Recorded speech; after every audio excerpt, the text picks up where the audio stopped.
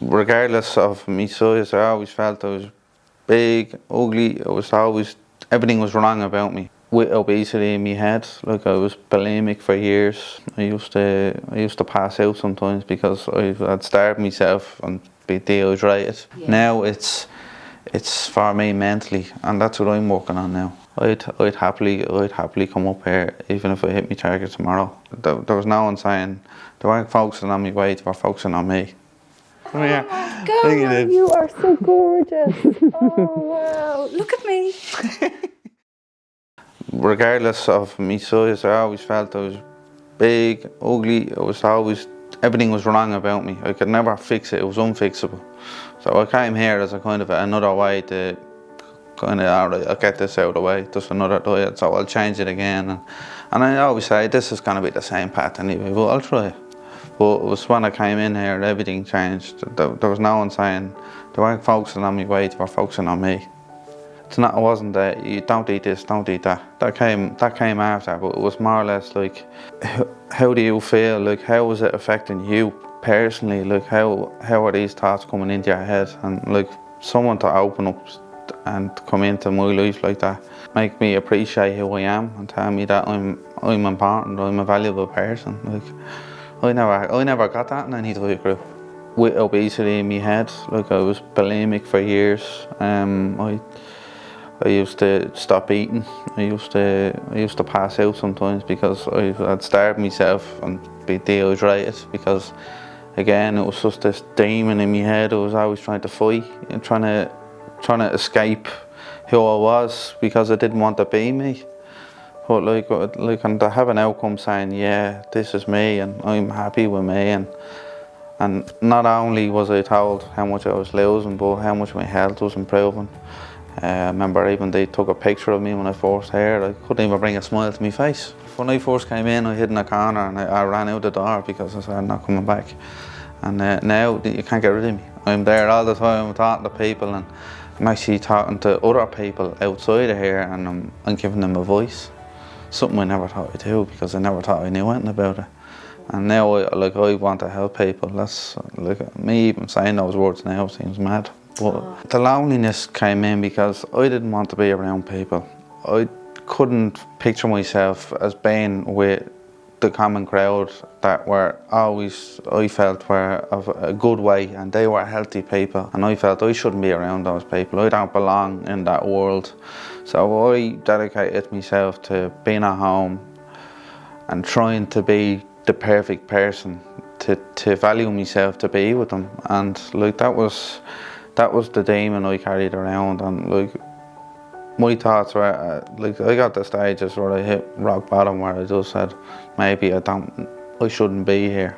And even when I put all my courage out when I was in work and I was any event I managed to get to, I had to force myself to be there, and I couldn't wait to get home and get away from it all.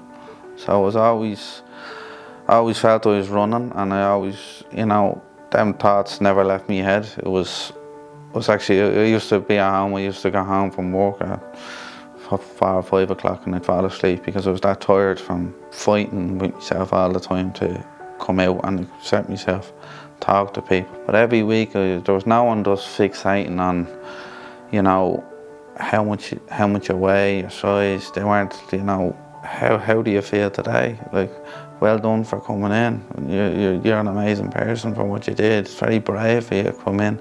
No one ever said that. Like, better way. I wanted to do it better than everyone else, and I had this level of perfectionism that I wanted to hit that I couldn't get to.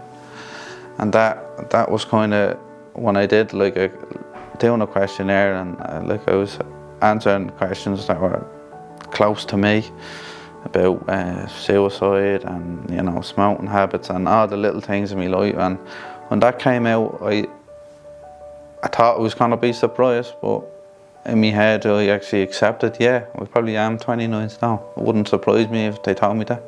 Every week was a battle as I came in, and like the more I came, the more people asked me about myself, and they stopped concentrating on, oh yeah, well you're up this week, you're down this week. It was more, how to make a better life, not just a better way. It was about me. And I was the only person in the world, and I was sitting in that room, and I needed that. I don't look at the diet as a diet anymore. I just, like, as you said, I look at it as a lifestyle. It's just part of who I am now. You know, it's not this big job or a burden. And like, I remember even saying when I was looking at my weeks coming by in my charts, I said, do I have to go? Like, I really like coming here. I like being it's like a little family when I come in. It's not just going in and saying no laying inside. It's, you know, I talk to the girls on the counter, the customers walking by, because there's just that atmosphere of this is a safe place. People are happy here. I'd happily come up here even if I hit my target tomorrow.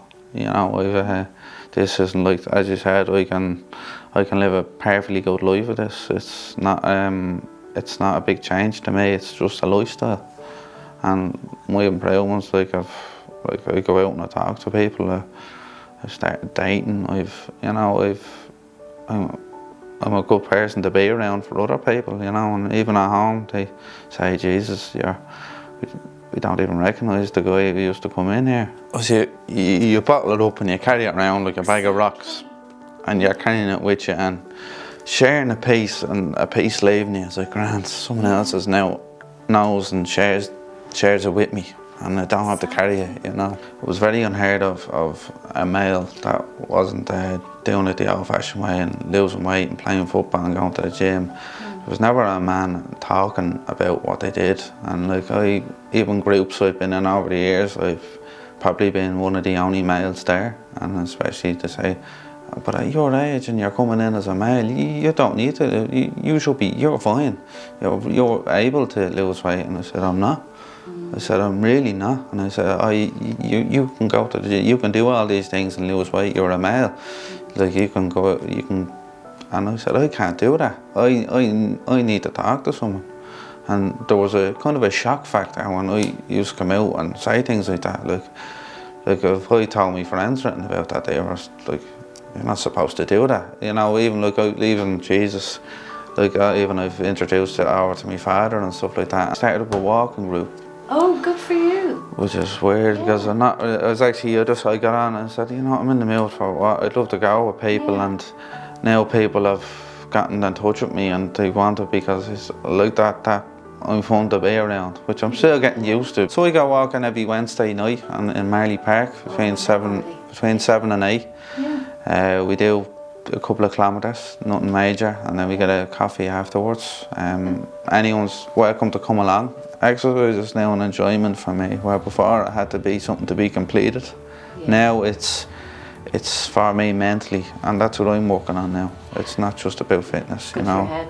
I mean, like, I want to do so much now. I'm after opening up this window to opportunity to everything now. Like, whether it's a work deal or like going out with family and all these things, and it's like I don't have this burden anymore. Like I can't wait to see what's next. I'm actually excited now, you know. It's where before it was over, and now it's just begun. It's great. Oh my God. Oh yeah. Oh my God, you are so gorgeous.